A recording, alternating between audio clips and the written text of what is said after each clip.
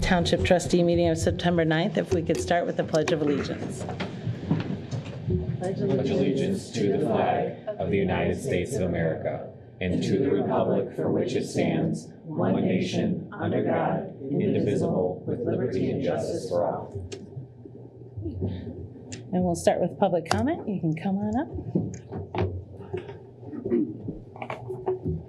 Good evening, Mike McCready, 4957 Bloomfield Ridge. I'm coming back tonight to talk about the Special Assessment District for Bloomfield Highlands. And I was curious as to the estimate, first starting at 7.9 million and then dropping down to 5.1 million. That's about at least a 35% decrease. Everybody played it like, oh, this is great news. No, this isn't great news. I still think the township needs to pay for this out of their water fund. And I wasn't clear when Corey did his presentation on the amount that he put in for the hookup fees with the private plumbers that they have to hire. I know we talked about a 7,000 to 10,000, but I went back and watched the video. I still must have missed it. I wonder if he ever did put a number on it. And I know the township was waiving the permit fees, which is about $200 per household, which is very minimal compared to the other costs that are involved with this. Also, I wanted to talk about the liquor store licensing that you're about to pass or at least discuss. This was an area of contention where I think the township had actually taken it to the higher court for a decision to stop this. I'm not sure I feel about it. I feel about having I understand 2 or 3 liquor stores that are located at Maple and Telegraph, Maple and Lasser are the ones that may qualify. I'm not sure if that is the right thing to do because Bloomfield Township has plenty of stores already that sell liquor, so I'm not sure if there's a real need for that. And does that bring additional issues and problems to those intersections of Maple and Telegraph and Maple and Lasser? And then I want to talk about yard signs. Yard signs, and this is for our clerk. The yard sign ordinance is we cannot put our yard signs on public property, as in Township Hall, fire stations, libraries, until the day of the election, if it's a precinct, I believe. And yet I see car signs, which are yard signs, parked in the lot. I believe that it probably would be a violation of campaign rules. So I'd ask if we could take a look at that and enforce that law if that's correct. And but I would like to come back. I'll come back in 2 weeks. I'd like to address in further detail the SAD, but also the liquor licenses that you're considering for the gas station, which I'm not sure it's necessary. And I believe the township did fight that about 5 or 6 years ago up to the higher court. And I think Trustee Barnett probably would have some further information on that because you were here at the time. Okay, thank you. Would anyone else like to speak? No? All right, we'll go ahead and close public comment. Next, we'll go to approve the board minutes of August 26th. Unless there's any changes, I'd look for a motion. So moved. Motion by Trustee Murray. Support. Support by Trustee Kalinsky. All in favor? Aye. Aye. All opposed? That passes. Next, we'll consider the approval of a proclamation designating September 11th through 17th as Patriot Week in Bloomfield Township. And we're going to have Treasurer Michael Schostak. So this is a proclamation resolution that we pass every year. I asked to be the one to present it because it means a lot to me. So the goal of Patriot Week is to get residents and people to think about our founding ideals and how we came together as a nation. And, you know, we've got a lot of negativity today, a lot of divisiveness. But if we could find a way to come together like the Patriots did in their day, that would be a great thing. And so the dates were chosen. September 11th, of course, is the anniversary of the horrific terrorist attack, the worst on our soil ever, in September 11th, 2001. And then it's ended with September 17th, which is the anniversary of the signing of the Constitution. So I think this is a great thing that we do. We're joined by a lot of other communities. The state legislature does it. And I would ask that the board support the proclamation that is found in your packet. Any questions? If not, I look for a motion. Make a motion to approve it. And actually, Bloomfield Township was one of the first in the state to originally recognize Patriot Week. So we should be proud of that. So Motion by trustee. Support. Motion by trustee Burnett, support by trustee Murray. All in favor? Aye. All opposed? That does pass. Next, we have the elections update, and it's actually going to be presented by Sean Mueller.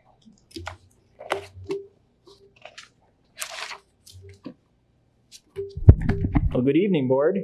I'm not used to being up here. So I want to thank Clerk Brooke for allowing me to present on this. So this is just a update on the August 6th primary. Excuse me. So, oops. So, of course, none of this could have been done without the amazing team we do have. So there's a lot of people, of course, in the main office, including myself, that do the day-to-day operations. But then there's also people behind the scenes that work on it leading up to the election. Of course, we have our equipment team that gets the equipment out to the precincts and takes it back. We have our AV processing team that works in the back, issuing those absentee ballots and then receiving them to verify their signatures before they go to the absentee counting board. And then, of course, when we get to early accounting in the AV room, we have our AV counting group as well as the receiving board and the precinct teams on election day. And they are great volunteers as well as the residents in the township that work really hard to make sure each election is a success. As well as a shout out to the various departments that do help us during that time with stuffing ballots or getting the mail and such when we need it. So the primary election, the total ballots cast were just about 12,000, a little bit more. And this election determined basically who was going to be on the November ballot, narrowed down the candidates if there were multiple on a party slate, and narrowed it down to them to go on to the November general. The voters did have to stay in one lane on the ballot. We had a lot of spoiling ballots because people keep forgetting that in primaries, you focus on the candidates to be put on the general, then you can split party lines. So voter turnout went back down to the way it was pre-pandemic levels. Of course, in 2020, we had a high jump of people doing absentee ballots because there wasn't a lot to do when you're stuck at home during the pandemic. So we did see a decrease from 2020, but again, it was around the same that we've had pre-pandemic levels for a primary. And then voter turnout by the precinct, you can see based on the number of registered voters at each precinct, the turnout below in the green line there, the lowest precinct we had was 24.89% in precinct 1, and then the highest was precinct 12 at 38.63%. So the methods of voting, the most popular one has been absentee ballots, 73%. That has been added on more with the addition of the passage of Proposal 2 for residents to be put on the permanent mailing ballot list so they can be sent a ballot, but they can also then either vote it and return it to the clerk's office or take it to the early voting site or their precinct on election day. Again, 23% went to the precincts as normal. And then early voting has seen 4%. I think this is our third time doing it. And I think it's going up slowly because people like to have the early voting and see their ballot go through the tabulator. So the methods of returning of the absentee ballot, surprisingly, 38% still send it through the mail with the free postage that is provided through Proposal 2. And then a lot of people do want to see it dropped off at the clerk's office. So the lobby safe, of course, out in the vestibule there, open 24/7. That is the next popular one. And then, of course, a lot of residents do like to put it in the clerk's slot in the counter in our office during regular business hours. And then the other most popular drop site is the parking lot behind me for Township Hall. And then the Westview and Village drop box are about 4%. But the most people like to do is, of course, send it through the mail or drop it in the township area. So some key dates for the general election coming up. Next Thursday, September 18th, the Election Commission will be meeting to, I believe, approve the election workers. And then we have a deadline of the absentee ballots to be delivered to us by September 21st. And then we have a mailing deadline of September 26th. A fun note, on October 13th, while the open house is going over here, we are going to support Tom Hayes in running for the Chicago Marathon. He's been working on that for quite a while now, and we're going to wish him the best. October 15th is another election commission meeting, but it's also the public accuracy test where the commission will be testing the AV equipment for making sure that the tabulator is to the appropriate workings for Election Day. And then October 26th is when we will start the 9 days of early voting, which will lead up all the way till November 3rd. And then November 5th, of course, is Election Day. So these are just reminders. This was in the pamphlet that was mailed out to every resident in the township, reminding them of the August primary, but also the November general, the dates of the early voting at Bloomfield Township Library, and then how they can tabulate their absentee ballots on Election Day at their precincts and sliding it through the tabulator without getting a new ballot, or going to the early voting site and tabulating their ballots there. And then, of course, at the bottom is a drop box for each area in the township. So then for the November general, there's a section for each election. So it talks about one side, the August primary, and this in the November general. It talks about what's on the ballot and how you can use it. So in this method, you can do 3 different options. There's a straight party ticket where you select the party of your choice, and it will cover you for all the partisan sections of that choice. The split ticket, you can select the party of your choice in the straight ticket line, and you can then veer off and go to another party based on like the candidate of your choice. If it's in a different party for a different race, you can select that, which is called a split ticket. And then you can do a mixed ticket where you don't do a straight party ticket, and you can just mix your ballot up and select the best candidates you think are for each race. We just want to remind voters when you receive your ballots to not overvote, because there are certain races where you can only vote up to a certain amount of people, and if you do overvote, that will invalidate that party race only on the ballot. Write-in votes require you to fill in the rectangular spot and write the name of the person, and it must be a valid write-in candidate. And then just remember to vote on the nonpartisan section race as well, or any proposals. As a reminder, straight party ticket only includes the partisan section, not the nonpartisan section. So we have a lot of nonpartisan races as well as a couple proposals on the ballots. And then yes, check both sides of the ballot because it is a two-sider. Any questions? And if not, you can ask Click Brooke too.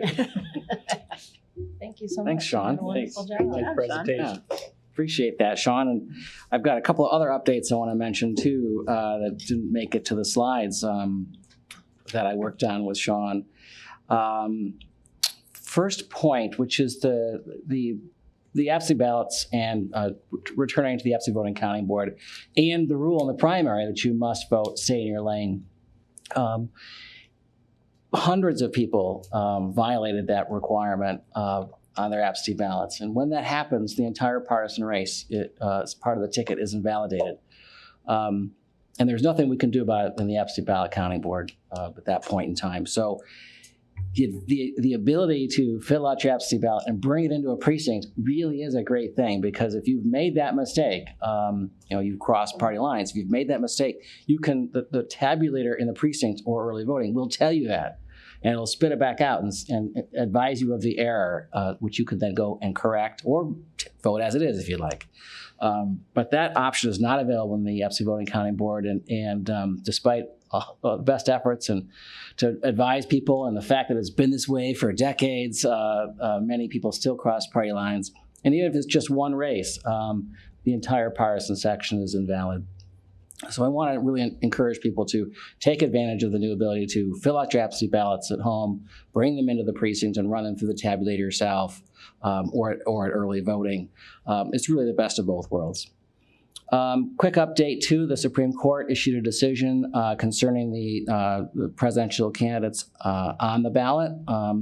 So the last remaining issue has been resolved and the ballots will go to the printer. They're a little bit behind schedule at this point, but we'll get out everything on the deadlines despite that. Also want to mention, people may hear that there are a lot of people who register to vote, are registering to vote, and that's true just before elections, especially presidential. We always get an uptick in activity for registering votes. In this month alone, we've had 373 additional people come in and register to vote. And interestingly enough, I sort of looked at the list. 114 of them were born in the 2000s. So for most of those folks, this will be their first presidential election. And some of the youngest are still 17, but they will vote as long as they turn 18 by Election Day. The oldest, in fact, was born in 1929. She's moved in with her daughter and her son-in-law from Dearborn. So welcome to the township.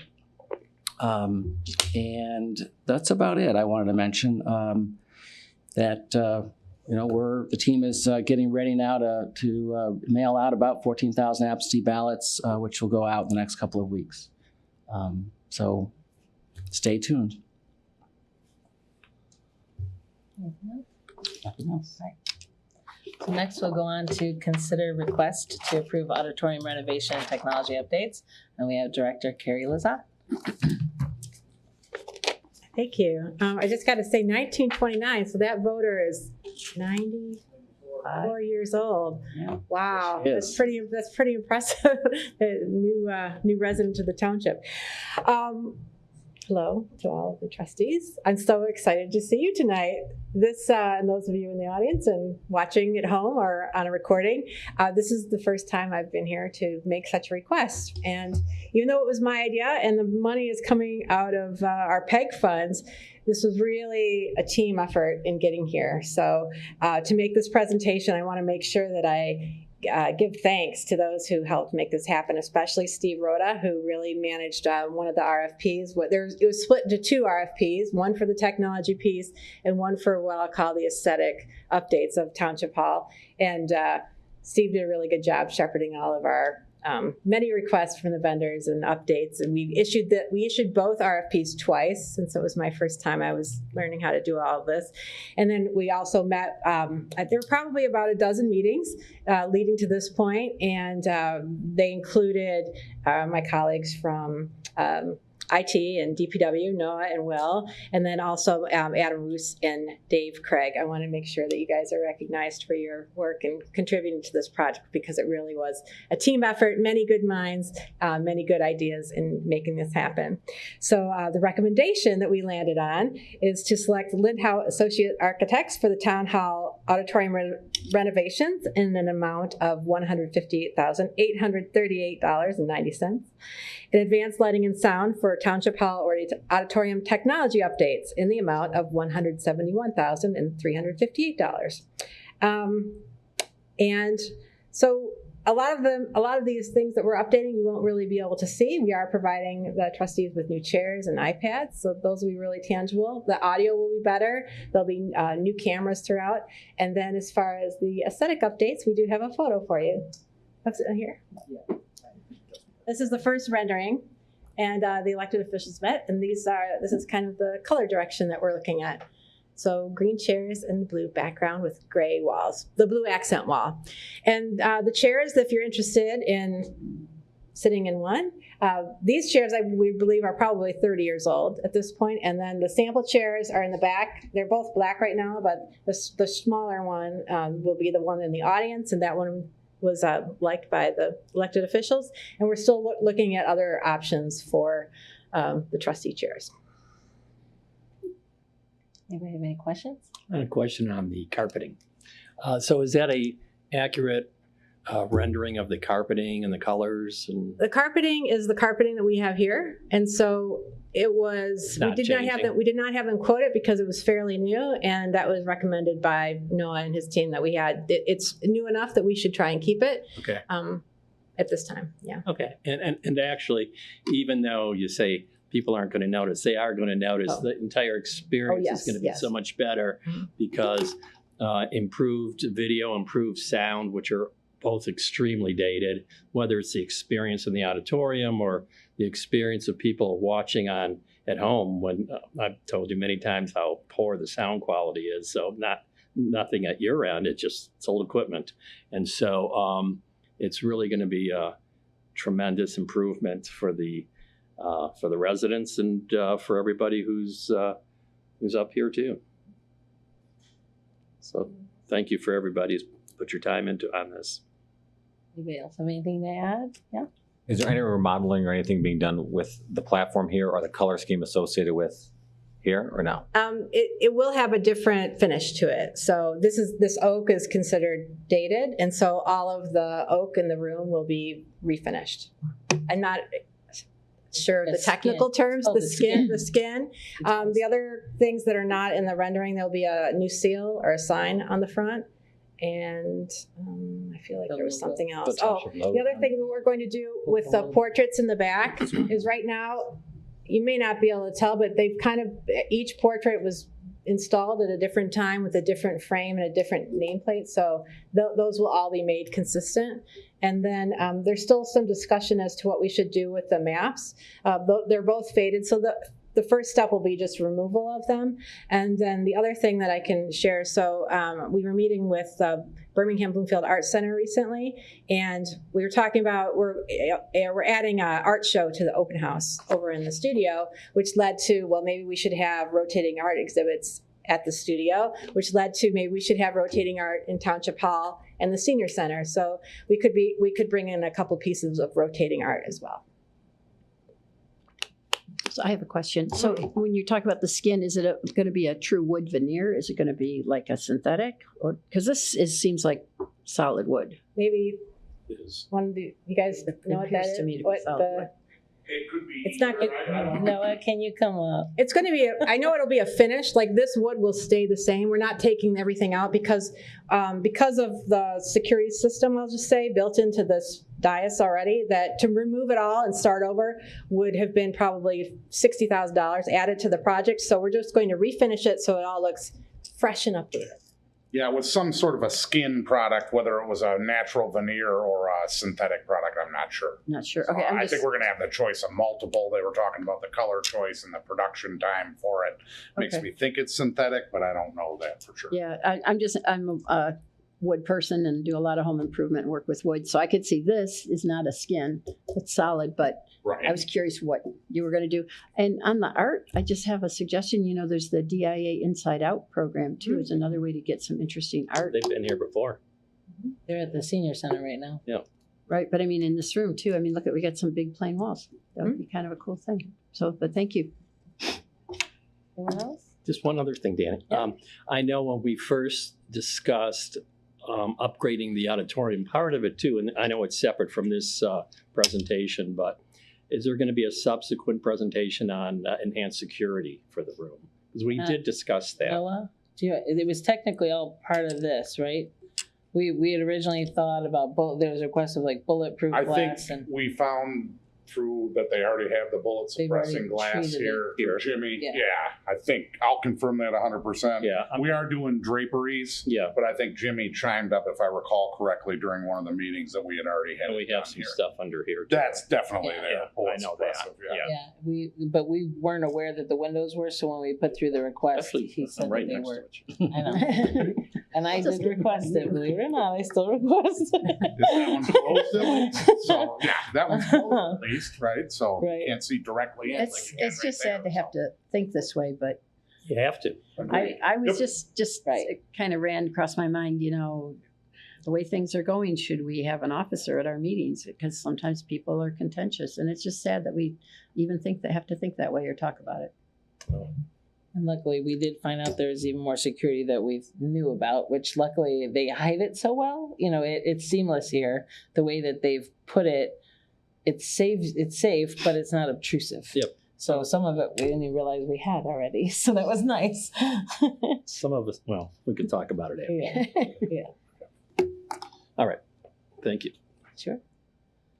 Any other questions? If not, I look for a motion. So moved. Motion by Trustee Kalinsky. Support. Support by Trustee Barnett. What's that? I'm so used to voucher. Trustee Barnett, all in favor? Aye. All opposed? That does pass. Thank you guys for all your Awesome. work. Thank you. Thank you very much. Exciting. Thank you. Look forward to seeing it. What is the time frame? Sorry, that was, I guess, the question I should have asked. Oh, no, that's okay. It's mostly the ordering, and then we're hoping that everything arrives so the installation can happen in December. And so I think there's a Like the meeting that Christmas gets skipped in December, Yeah, the and late then one. we'll be ready for the new year with the new Oh, Great. nice. plan. Thank you. So it'll happen rather quickly. Thank you, thank Carrie. you. Appreciate it. Thank you. So next we have payroll and vouchers for September 9th. Unless there's been any changes, I look for a motion. So moved. Motion by Trustee Murray, Support. support by Trustee Kalinsky. All in favor? Aye. All opposed? That passes. Bless you. And the last is motion to adjourn. We adjourn. Motion by Clerk Brooke, Support. support by Trustee Barnett. All in favor? Aye. All opposed? That passes. Thank you.